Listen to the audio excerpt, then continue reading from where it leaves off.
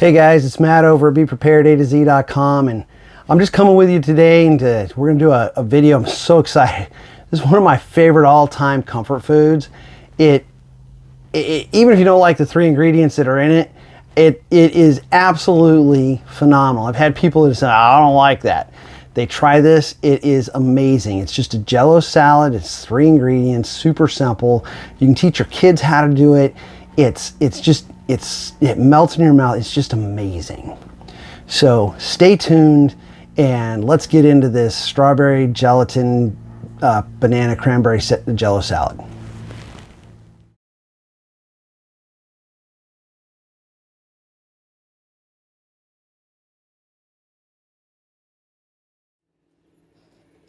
All right, for ingredients, you're going to want strawberry Jell-O. You can use the 3-ounce size. You'll need 2 of the 3-ounce size, or you can buy 1 of the 6-ounce size. Any brand works, so whether you're doing a Jell-O or a store brand, doesn't matter.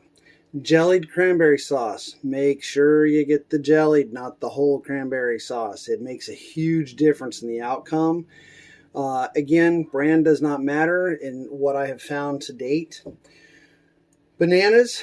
You need somewhere between 5 and 6 bananas, depending upon size. These are shorter bananas. If you've got the big long bananas, you might only need 4 of them, but approximately this much banana should get you through this recipe. And 2 cups of water that you're going to boil. Now, a side note for those that may have some allergies. I have a good friend who has an allergy to strawberry. It does not matter what it's in, doesn't matter how it's presented. Strawberry causes her problems. We have found that you can use raspberry Jell-O just the same, and that causes her no issues. So things to think about with the ingredients, but this is it. It's plain and simple. 3 things with the water, and you're good to go.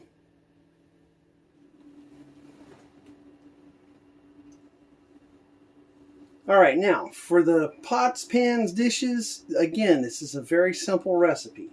You just need a mixing bowl where you're going to mash your bananas and mix the different ingredients together. You're going to need a ladle. It's good to have a ladle if you've got a bigger ladle that has pouring spouts on the sides of it. Otherwise, if you want to use a smaller one, whatever works for you and what you might have in your kitchen. Otherwise, you need a masher because you're going to mash the bananas, and when you get the jellied cranberry sauce out of the can, you're going to need to mash that up as well. And you need a pan to boil the water in for the gelatin. You'll also need a can opener for the gelatin, and that's it. That's your ingredients list for all the pieces, parts, dishes you're going to use for this. Until you get to the containers, you put the gelatin in to gel. All right, so you've got your mixing bowl. I'm going to take the bananas. We're just going to peel them real quick and get them in the bowl. Nothing fancy about this. Just peel and throw. Simple.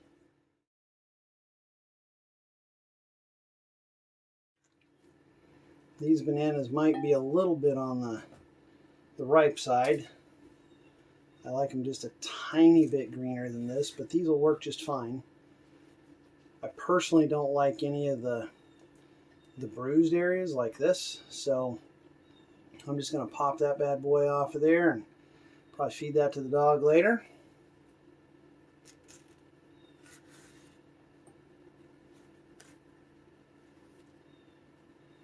Same thing here. Got a piece of that on there. Drop that in.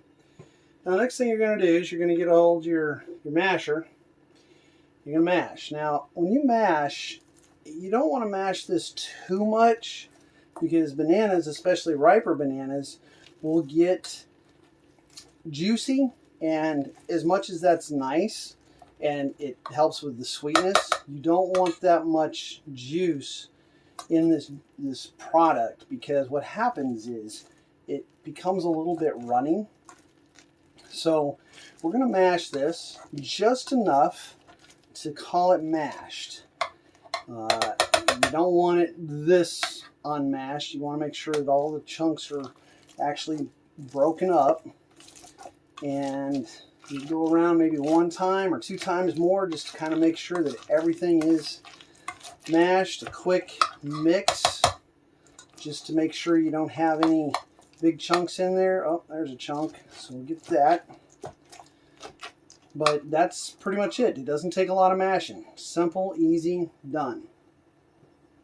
Then your cranberry sauce, you may want a knife or something to get it out of the can, but just run something around there just to kind of break the seal that it has. Drop it in. Oh my, we're leaving this up in here. And I gotta tell you, I am not a fan of cranberries. I despise cranberries. But this recipe, I actually like what it does, and I can eat this stuff all day long. So anyway, we got that. Now, the mixing here, you want to mash the cranberries just enough and mix them in.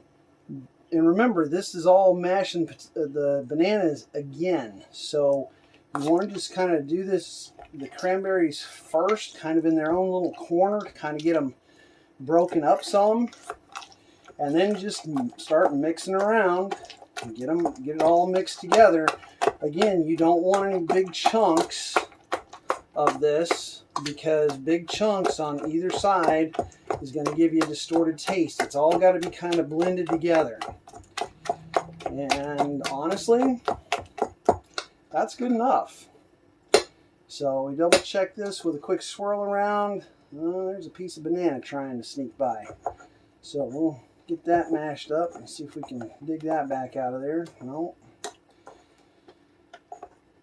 That's good. So now what you're going to do is you're going to just let this sit for a minute. While I've been talking on this, the water for the Jell-O has been on the stove. It's just starting to boil. I'm going to go add the gelatin to the water and make sure that it's fully dissolved. And we'll be right back. All right, so we've got the Jell-O made. It's very, very important that you do not add the extra water they tell you to add on the box. You want to add just the amount of water that you dissolve the gelatin in, and you do not add the extra water they ask for at the end. Otherwise, this will not be a gelatin consistency. For all intents and purposes, you will have a soupy Jell-O product, and it's not what you want. You want Jell-O type texture, and you just don't get that if you have the extra water in it. That said, got the Jell-O, we just pour it in, simple, easy. We just give this enough stirring and action to get everything gelled together. We want it to be evenly mixed. We don't want lumps of stuff on the side.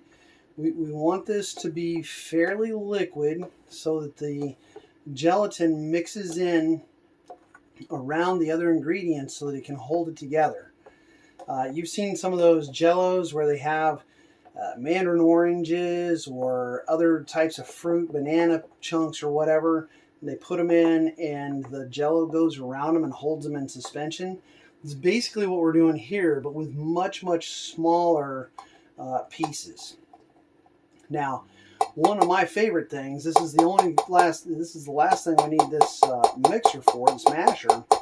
One of my favorite things about this recipe is you get to lick it, okay? You get to clean these bad boys up.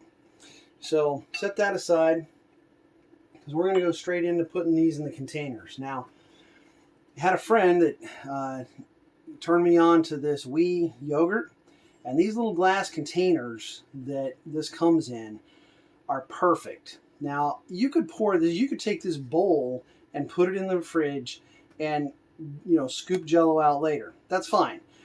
Sometimes I put them into plastic Tupperware type containers that are square or rectangle, and then you can cut them into pieces, whatever you want to do with that.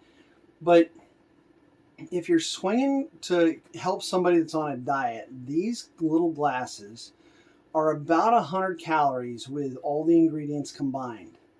And so if they're on a diet and they're trying to watch their calories and other things, this is a great way to help them measure the amount that they're getting in. Now, I told you earlier that you could use a large a ladle with scoops on the side, but today, especially since I'm going with these small wee jars, I'm going to go with just a regular ladle like you might have for soup. And we're going to take these, and I like to kind of scoop from the bottom so that it keeps it stirred up. And you'll probably need 3 or 4 of these to fill this, but you want to go ahead and fill it up pretty much right to the top. You can get away with that and still be right at your 100 calories. And that said, I've also found that diet Jell-O works just fine. You don't notice any real flavor changes. And I know you're sitting there going, Matt, it's diet Jell-O. Of course there's diet changes. Well, I'm one of those guys that I can tell a diet piece from a regular piece in about half a second as soon as it hits my tongue. I have to tell you, there's very, very little difference in this. So go ahead and fill these up. Again, you can use the Jell-O, the diet Jell-O, and I found that the calorie count that knocks off is quite a bit. There's a lot of sugar in Jell-O. So we'll fill these up.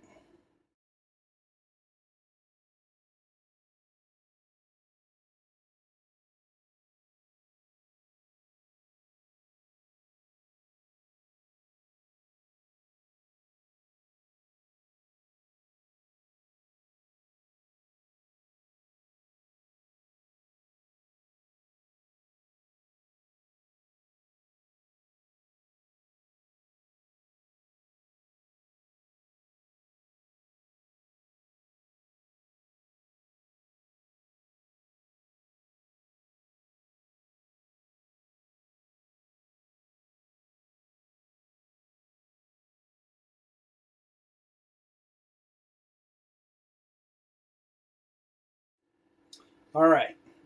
When you get to the end and you've got this down to your last one, you should be around 9 to 10 of these containers. And these are basically pretty full. I'm going to add a little bit more to each one of them just to finish this off. But depending upon how much you have left, and that really depends upon the size of your bananas, you may be able to get a 10th one. I've even on occasion, rare occasions, gotten an 11th one. But if you just top these off with just a little bit more of the Jell-O sauce here, you're going to be in a spot where you can just save a dish and make everybody happy because they get that extra half a bite.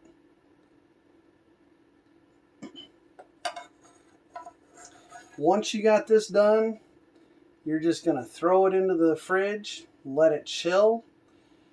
These can be eaten in about 2 hours, sometimes 3. Kind of depends upon where you have it in your refrigerator. Everybody's refrigerator seems to have zones. My top shelf in my fridge is right next to the freezer, and you can freeze stuff on that shelf, and you put it on the bottom shelf, and it might take 4 hours. So figure out what you need to do for your refrigerator, and when you're done, you should have these ready to go on the table or out the door, whatever you need to do. And when these get done chilling, I'll be back. The Jell-O's been in the fridge overnight. I want to just show you real quick. You'll see it's kind of hard to see in the video, but there's some kind of bubbly stuff on the top. Basically what that is the air bubbles when you were stirring this up really hard. Those air bubbles, they floated to the top, and now you got this kind of really sweet stuff on the top. That is kind of like the foam on jelly when you make jelly. So that's just another piece of the treat with this. So before I get started and do the actual taste test and show you guys what this is all about, I want to just remind you to subscribe, hit that notification bell down there, share with your friends, your neighbors, and this is something that they can use any time of the year. In spite of the fact that my mom used it mostly around holidays, it can be used any time of the year as a nice sweet treat. So here we go. I'm gonna dive in, check it out.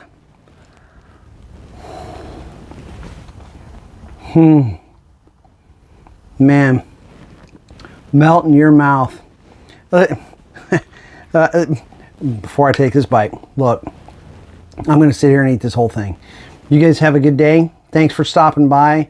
If you enjoyed this, you know the deal. Have a good afternoon. Thank you.